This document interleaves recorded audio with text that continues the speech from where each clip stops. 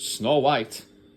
I've watched it, so you don't have to. Snow White is the latest live-action adaptation from Disney, starring Rachel Zegler as the titular princess who joins forces with the Seven Dwarfs in liberating her kingdom from the evil queen played by Gal Gadot.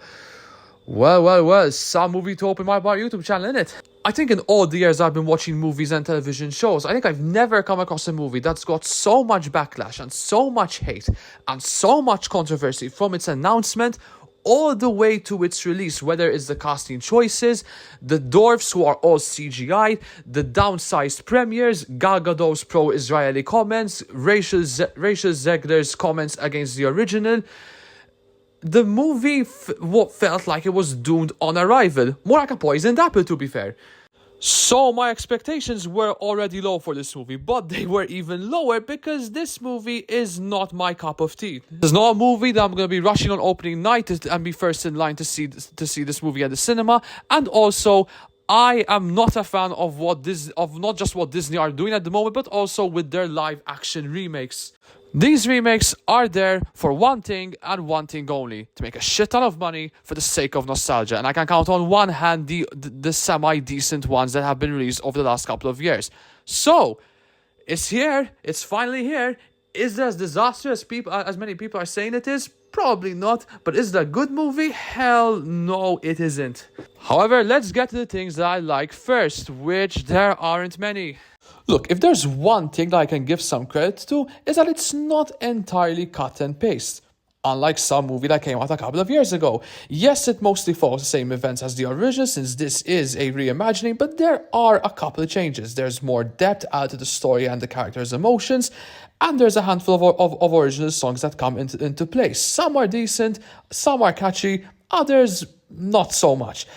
There's a visual overhaul with this movie, which is to be expected, and there are some vibrant colors on screen. The costumes and sets do capture that faithfulness of the book and the original.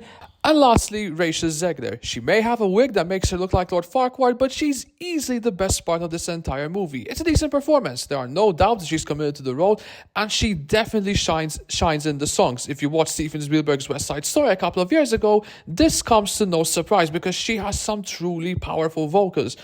But to be honest, I just feel sorry for her because she tries her best to carry this entire movie, because the material she's given to work here is unsurprisingly dull. Listen, it's not the worst, but this is yet another remake from Disney that is devoid of any soul whatsoever. And I knew I was going to struggle to watch this, and I was right. It is a slog to get through. It's predictable as expected. The plot is riddled with bloatedness. There are a couple of scenes that are just there to fill out the runtime, for sure. And everything looks so artificial because of its overabundance of CGI. It's not just the dwarfs, it's the animals and the sets, the visuals, as I mentioned. It's just very, very uninspiring. There's just nothing here that screams innovative or groundbreaking, which is obviously the hate has helped this as a result. And then you've got Gal Gadot as the queen, who is completely miscast, unlike Zegler. She's trying to go for camp here, but she completely misses the mark. Her line delivery is awkward. She looks very nervous in the role. It's just a really poor performance from her. So yeah, not gonna waste too much time on this one. It's another lifeless remake from Disney that's gonna make a shit ton of money, and the cycle is gonna keep on repeating itself over and over and over again until Disney decides to call it a day.